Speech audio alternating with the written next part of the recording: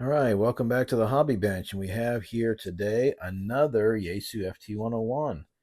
And this one, as you can see, is not a B. This is just a straight 101. And it's got a great looking faceplate. Both of these lights are out. The VFO dial light and the meter light are both not working. No big deal. We've got some LEDs we can put in there. The biggest hurdle so far is it does receive and it does transmit with the radio in the MOX position, but does not work in PTT. So I thought at first, well, maybe I'll get lucky like the other radio. And I can just clean all these controls and switches and I can get that PTT to work. No. So I had to start digging deeper. And what I realized once I got the chassis apart and got the covers off and got the side or the whole metal chassis off, I'll show you what I found. Let me zoom in here so we could see. If you look at here, the back side of the mic jack, this is definitely not factory work right here.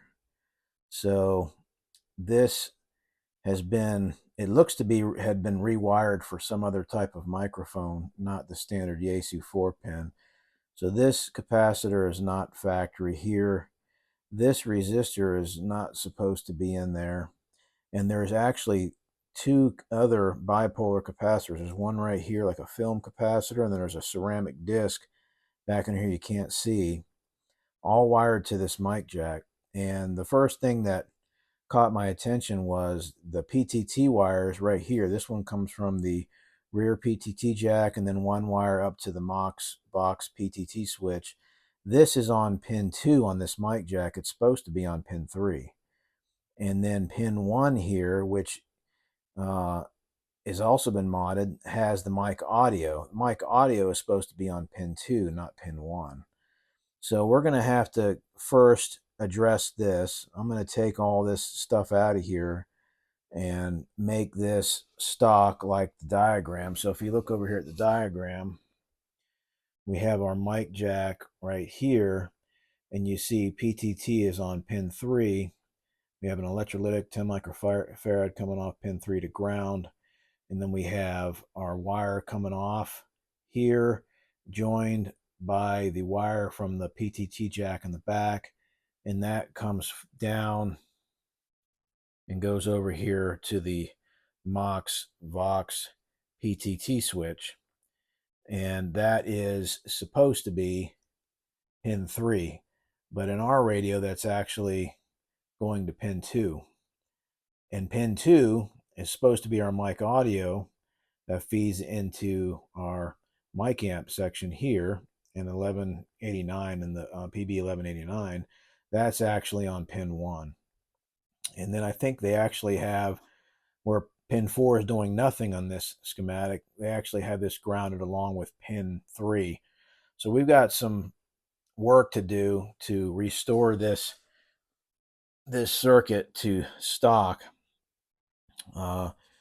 before we can really continue on. I think once we get that done, then we can just make sure that we've got a functional PTT switch through the mic, and then make sure this thing can modulate, and then we'll address the next issue, which is that the external fan back here is not working. So we got to figure that out as well. But let's go ahead and just get this restored back to the factory wiring scheme, and then we'll continue on. So let me get working on that, get that finished, and then we'll be right back.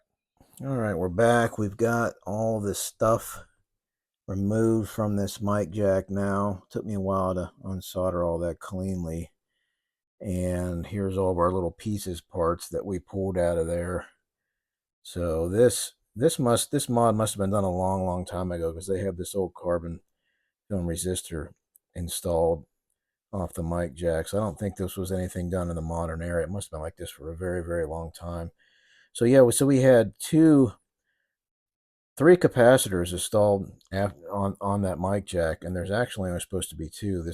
This 10 microfarad electrolytic here is stock, in part of the diagram, and this, I believe, is part of the diagram. I think this capacitor and this resistor were both added as part of this mic wiring mod.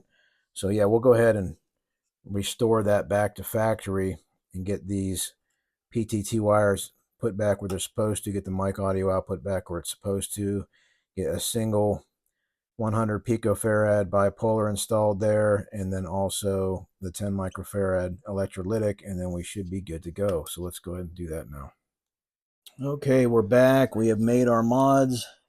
So we've got a new 10 microfarad electrolytic capacitor here, a new 100 picofarad capacitor there. I had to extend the mic audio line here to reach this inductor. When their mod was done, they cut this too short to go back to the plug. Universal ground, and everything is working as it should. So we're on 40 meter now on the radio. Monitoring there on the FT-101. We'll look at power out over there. And here we go. We're going to key up KQ4 GCN audio test. We don't have the mic audio on the radio set up all the way, but yeah, she's working. She's talking again with a standard Yaesu mic. So success. It's time to roll on to the fan. Okay, we're back with the FT-101. We've got the fan situation sorted out. So I have in this radio a modified version of the modified fan hookup, if that makes sense. So looking at this schematic here, they have the 100-volt leg of the main transformer coming out, going up here to this relay with a 1K resistor right here, and then going up to the connector, and then the 0-volt leg of the main transformer goes straight up to the fan connector.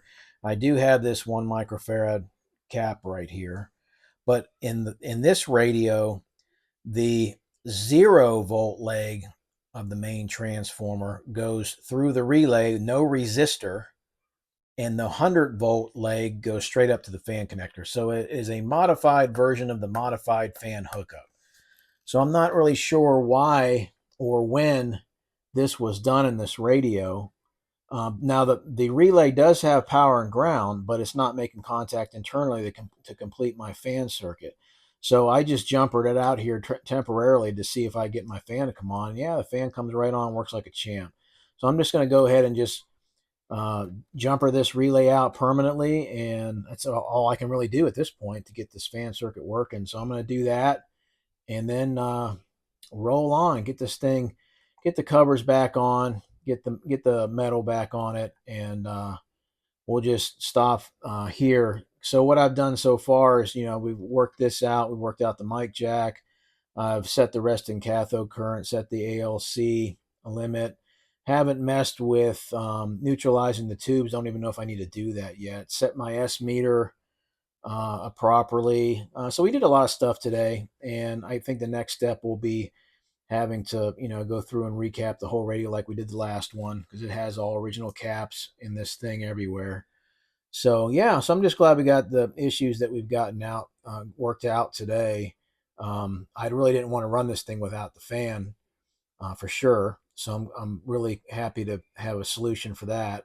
And obviously, having the mic now wired for a standard Yaesu microphone and being actually able to use the radio. So yeah, I think it's all in all been a good day and a good day of troubleshooting. So we'll get this back together and get it turned over, and we'll take a look at it here briefly. All right, so we got it back together again. Got a little bit of action still going on. 40 meter here. We got these LEDs installed for the lights up front. We got the mic jack fixed. We got the fan fixed. We got the resting cathode current set. We properly set the S meter. We got ALC set. Yeah, so we started the day with a broke radio, and we ended the day with a working radio. So I can't complain about that at all. I'm happy about that. We'll have to get to recapping this one as well. I do have a couple of brand new can caps here that we'll install along with everything else when we get to it. And we'll go from there. Once we get the recap done on this radio, we'll align it and enjoy using it. So 73s, and we'll see you guys next time.